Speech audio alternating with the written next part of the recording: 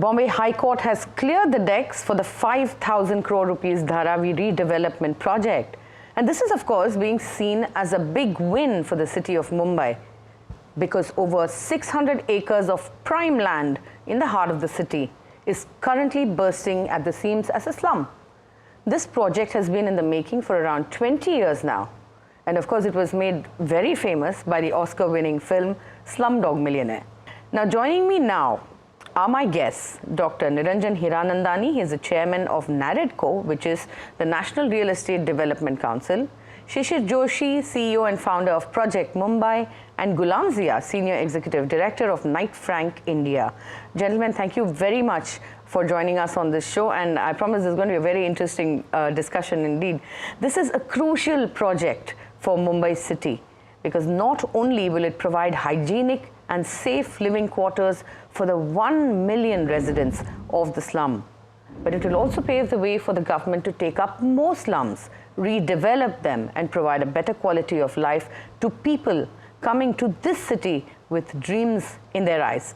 And on that note, my first question to you, Dr. Niranjan, you are an advocate of a slum-free Mumbai. You have said so many times now. Is a slum-free Mumbai actually possible when you look at Dharavi today? Thank you, Sandhya, for inviting me. It's a dream come true. I was a co-signatories in the slum-free Mumbai first report, which Balasaheb Thackeray had done. Mr. Afzal Purkar was the chairman, and I was a part of that committee for the purposes of creating elimination of slums in Mumbai city. I do believe that Dharavi becomes one of the most important and large projects which will take the issue of clearing of slums of Mumbai to the next level. And I'm glad that finally the High Court has given the green signal, and actually we are going to see the light of day of this project. Extremely important, very large project. But remember one thing, this is only less than 10% of the total slums in Mumbai. So once we get this project off the ground, there are other projects could also be taken up on a similar or any other model. There are several models for the purposes of slum clearance, but this will be a benchmark of on how we are supposed to do it and how we can take it off. And second, it's a joint venture with the state government and the Adani Group. So I think it will be a learning curve both for the government as well as for the developers, private developers, for how such schemes can actually become effective. But more especially, I think Mumbai will completely change. A new center of gravity will be created in mid-Mumbai. And I think this was absolutely needed. We could not be having the infamous name of having the maximum number of slums, and Dharavi being one of the largest slums in the whole of Asia, at least, if not the world. Well, those are some very good points you make, and I'll come back to this, Dr. Niranjan. But let me come to you, Mr. Zia. Now, you have recently spoken to another publication where you said if the Adanis can't do the Dharavi redevelopment, then nobody can. Now, what made you say that? And, how do you see this latest development of the High Court clearing the way, paving the way for the redevelopment of Dharavi to go ahead? Well, thank you so much again for inviting me on this platform, Sandhya. And I'll start on the same note as Niranjan Bhai started, that with Dharavi, I have been associated for last almost 20 years. And in these 20 years, we have seen lots of water flow under the bridges. And we have actually gone to absolute global level. We have gotten a few of the topmost developers from the world to come and look at this project and look at the feasibilities, etc. But all this while, lot of interest was shown by all stakeholders. But this time, when we have DP Dharavi project redevelopment, partnering with state government, partnering with Adani, to me, I firmly believe that today we have got the right resources. We have all the hands on the deck to ensure that the project is completed in time and the way we want to. And that's where somebody as strong as the name like Adani is definitely completely geared up and poised to deliver whatever challenges are in front of us. So that's why I believe that last 20 years we haven't seen somebody as strong as this time to actually come forward to develop it. And basis that, I'm confident that we will see this development happening in the absolute time-bound manner going forward. All right. I'll come to you next, Mr. Joshi. The legal complications are out, but you are still saying you're waiting and watching. Tell us why. No, I don't want to be a wet blanket here. I do hold the optimism what Niranjan and Ghulam have been talking about. Definitely, I'll talk about the positives very quickly. Yes, the legal impediment has moved aside. What we see from a governance point of view, we see continuity in governance in Mumbai and Maharashtra, which means big ticket projects like these would see a straight movement without any kind of a dampener coming in. Those are definitely important from an infrastructure growth, and we've seen the last 3-4 years a lot of speed breakers coming in, curveballs hitting infrastructure. But two points that you mentioned, Sandhya. One is big win for Mumbai, and second, now we'll see environmental change, etc., etc. Now this promises to, I'm a great optimist. Project Mumbai works to make Mumbai a better place to live, work, and play. So there's a big gap between what's promised and what's delivered often. And there is this huge trust deficit. And what we need to, which is why we need to be a little more watchful and careful. It's big win for the government, yes. It's big win for the developers, definitely yes. But till the time it does not translate into action, we still have a long way to go. We have the municipal elections around the corner. This is going to be one of the matters that's going to get discussed. It's a huge population turnaround that we are looking at. Yes. And Dharavi is a very large real estate belt, and to make this into a nice ESG supported belt, which can then, as Niranjan said, the epicenter or center of gravity can get displaced to this. Yes, it does sound and promise very good, but we'll have to wait and see how things get developed.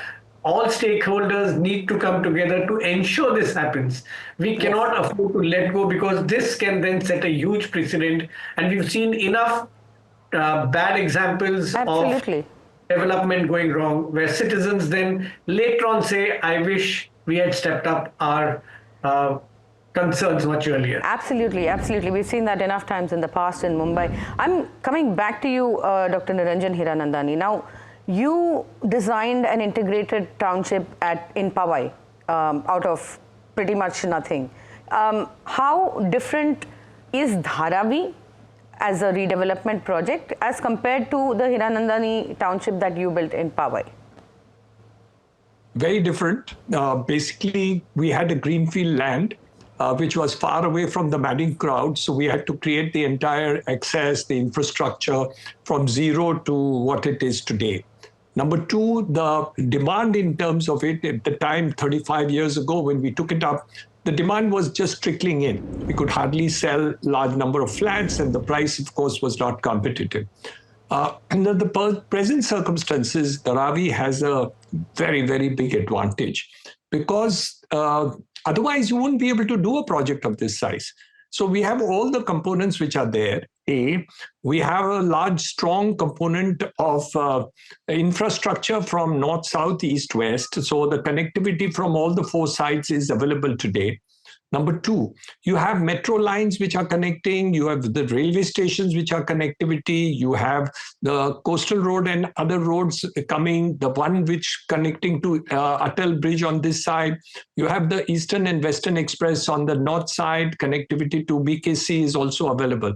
So the entire infrastructure which was not there in Powai is available in Dharavi today. So what is the real challenge? The real challenge is people.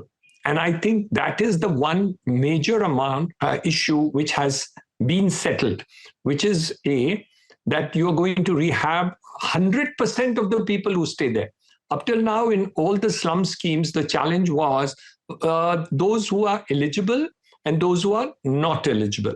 In this case of Dharavi, a change has taken place in the policy wherein the eligible and ineligible both will be entitled to get rehab components. And I think this is a welcome change, because then the chances of being opposed by the people who are living there is going to be eliminated. That's one. The second challenge is that it is not only residential, it's a vibrant economy. Dharavi does $1 billion worth of business within the place. It has industry, it has commerce, it has trade, it has all the things that you can imagine in the center of Mumbai.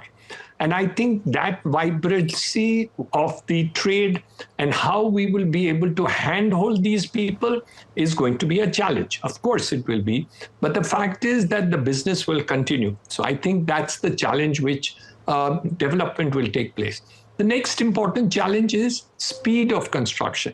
You can't put people on transit for too long. And fortunately, we have now the railway land, wherein a large number of people would be accommodated in projects which can be done. And new technology is available for faster speeds of construction. So the Adani Group must get into and incorporate the fastest technology for the purposes of fast construction, so that these multi-story towers wherein we are going to do rehab can be put up as fast as possible. And now new technologies are available, and for the size and scale which Dharavi is going, I'm sure it will be easier for them to incorporate better technology than what is existing today in the city of Mumbai. The other side, which is the demand side, is huge and humongous. Fortunately, India is growing very fast. We are the fastest growing nation in the world. The real estate is growing at the pace of 15%. India is growing at 6% economy. So all that and more, as far as the saleability of apartments or commercial premises, etc., in this area is going to be there. So the only question really comes up is how will the social infrastructure of the area really do that? And we would welcome that aspect of it at some point of time to be pointed out. But if the first and second is done, I'm sure the focus on the third will also be met. Well, I think you've just wrapped up the entire project in a very beautiful nutshell, Dr. Hiranandani. Thanks for that. I'll come to you, Mr. Zia. Slumdog Millionaire. Now, do you think that's actually going to happen if, once this project takes off and gets completed? Do you think we are going to have people, residents of Dharavi, who are able to sell their new accommodations for a pretty good sum of money? Is that something you're foreseeing? Here I would beg to differ a little, because when we are talking about, generating millionaires, first of all, let's understand, Niranjan Bhai spoke about the size of economy of Dharavi, which is about $1 billion a year kind. But let's also not forget that there are almost 1 million people going to be affected by this redevelopment. These are the people who are living there for ages, for generations, etc. And for them, it's not just about the accommodation that they will get out after the whole redevelopment to be for certain worth. I think that's the focus you're talking about. I would differ on that. It's about the lifestyle. It's about the complete change in their ecosystem. It's about the dignity, the respect that they will be fetching, which was missing for generations. And that is going to be much more. Worth of that will be much more, because you're talking about not just giving them a home, but giving them a certain lifestyle with healthcare, even skilling, education, and so on. All that coming along. So generations of those who have been living here for so long will feel the worth of it, and that definitely will be more than million. So that's where exactly I beg to differ. It's not just the worth of the apartment that we'll be living in, but the whole ecosystem and lifestyle that we must consider, Sandhya. Well, that's brilliantly put. So we are going to see millionaires in more ways than one. So thank you, Mrs. Zia. I'll come to you, Mr. Joshi. Now, for almost, 18 years or so, nobody wanted to bid to redevelop Dharavi. And there were all sorts of issues with that, because earlier bids were developer driven. The developer was tasked with dealing with all the complexities of Dharavi, with the people, and it was a very high risk kind of project for developers, and therefore they all stayed away. Now that the government has come in, do you believe that there is a higher chance of a more equitable, equal kind of project to take place, and to ensure that the residents of Dharavi do not actually suffer in any fashion? Definitely, yes. Governance and continuity plays a very important role. And now that we've seen Metro, the way things have changed, and the way things will change in Mumbai. So there would be definitely an equitable kind of approach. And one of the reasons why a project of this size did not move forward was also the ability of limited number of people who could take on such a project. And I'm at the risk of sounding a little generous here, I'll say, if yes, the Adanis have been capable, if there was somebody else who could have managed to do something like this, it would have been Niranjan. Because today, Adanis have been gifted something, what Niranjan pointed out, a ready-made kind of a land which is connected, and so many positives to it. 35 years ago, Powai was like, nobody wanted to go there. And from there, what he's transformed it. So that's part one. Part two, the bigger concern I'd like to come back to is from a social infrastructure point and a continuity point of view. We've seen the Slum Rehabilitation Authority in Mumbai, and we've managed to a large extent in so many places remove those horizontal slums, and we've replaced them with vertical slums. Now behavioral change, other habits, their quality of life, has the quality of life changed? Does it mean that I don't live in a slum and I live in an apartment, my quality of life is meant to change? Has it changed? One visit to some of these SRA apartments and you will know that it hasn't. In fact, it has worsened. And in that sense, if there are not proper kind of safeguards put in place, SOPs put in place, and situations, because 1 million people to rehabilitate is not easy, and which is already facing some kind of opposition from different quarters. So we'll have to be more mindful about that. It's a huge chunk of Mumbai's population. Removing them does not mean they stop existing. We'll need to think through very properly, and that is what would mean a more equitable kind of approach to a better future. I take your point, and I'm going back to Dr. Niranjan on this. What Shishir Joshi is saying is that, we should not end up creating vertical slums again. And that's a fair point. Dr. Hiranandani, your views on this, you've done a project, you've done a huge township before, and you are an enthusiast you've been advocating for a slum-free Mumbai. So from your perspective, how do we avoid the vertical slums like the SRAs, and how do we ensure that, the life for Dharavi residents is better?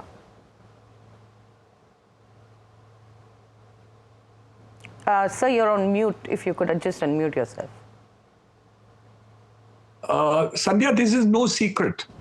We've done it all over the world. We built, Hiranandani, my son, built the tallest residential tower in the world in Dubai, 90-storied, and the quality of life is excellent. Redevelopments have taken place in China, in Singapore, and various other places in the world. But I think both mentioned very clearly, and I take Shishir's point very strongly when he said the word mindful. I think that carries a very big meaning. We are not talking about square footage of land or property or availability of this. Can they get school? Can they get water supply? Hospitals? Can they be able to get and pay for the lifts? Can they work towards to see that their community is well taken care of? Is their social obligations also being taken care of? I think what Shishir is implying, and very clearly so, is we have to be mindful, A, about the success of the scheme. Yes, because that is imperative. And Dharavi will become a benchmark of what we can possibly do. But if we are mindful for it, we can be an example for the entire world. We can show the world that we have succeeded where everybody else have not succeeded. And I think this could be a good benchmark. Number two, a question is raised not only of the fact of Dharavi, but the rest of the city. I have an idea that we should work simultaneously with the rest of the city, simultaneously along with Dharavi, and be able to remove the entire balanced slums of Mumbai in the next 5 to 10 years. That should be the target. We can't wait forever for slums to be eliminated. And now we have a third Mumbai being created across the harbor. So we need to think of a holistic solution for slums, A, with Dharavi, B, for all the rest of the slums, and the time to do it is now. I remember the time we were talking about 20 kilometers of metro to be constructed. When we discussed it with Mr. Devendra Fadnavis, when he was a new chief minister, we started with 250 kilometers of metro. We ended up by adding 300 kilometers will be added to Mumbai in the next 2 years. So we have done big projects. The Atal Bridge is definitely one other thing. 22,000 crores, 16.5 kilometers across the sea. Then the coastal road, that's another one. So today we have the ability to be able to clear 100% of the slums in Mumbai in the next 10 years. And Dharavi could be a stepping stone to that. But I take exactly what Ghulam has mentioned very clearly. The challenges which are there are people. That's the most important thing. And I agree with him 100%. And also what Shishir has mentioned over there, I respected his statement that we have to be mindful of the needs of the people. Not just provide them shelter. Shelter they have in Dharavi. But what we need is that the quality of life and the future of the city of Mumbai should be great. We need to create an iconic situation, second to none in the world, which will be a great example. That is what I expect will happen in Dharavi, and then followed by that, the rest of Mumbai. But I'm praying that all this happens quickly. I will be 75 in 2025. I want in the next 5 to 7 years before the end of life to see that something which I was participant to creating a policy on slum is really implemented, not only in Dharavi, but the whole city of Mumbai. I'm sure your wish is going to come true, Dr. Hiranandani. My last question is to you, Mrs. Zia. Now, Mr. Hiranandani has said, and even I think Shishir Joshi has agreed to an extent, that if this works, and I believe it is going to work now that the legal complexities are all cleared out, this project could be the model, it could be the template by which slums are redeveloped, as Dr. Hiranandani said, not just in India but all over the world. Why do you believe that the Adanis would be able to do something like this? You're obviously well versed with whatever is going on.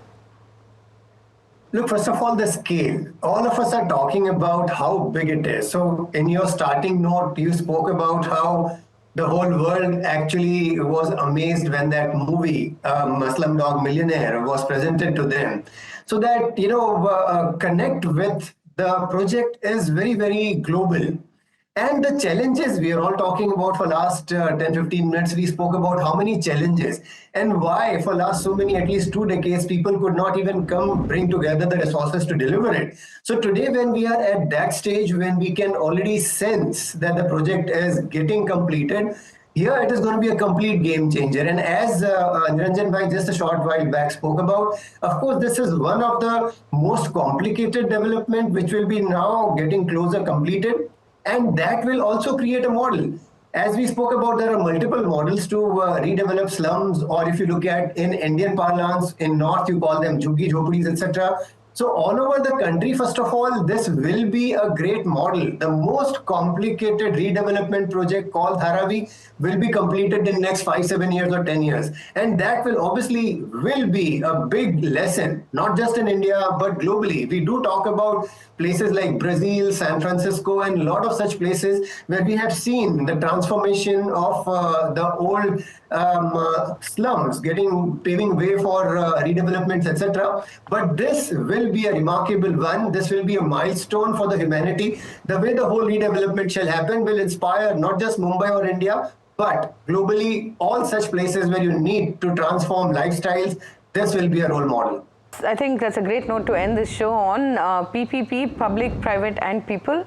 That's the mantra for Dharavi, and from my interactions with officials, off the record of course, I think they're very, very mindful of the fact that people need to be taken care of and not just like you were saying, not just given shelter, but also given all of the amenities and the necessities for a good life. Well, that's all we have for you on Dharavi Rising. Do stay tuned to NDTV Profit for more news and updates.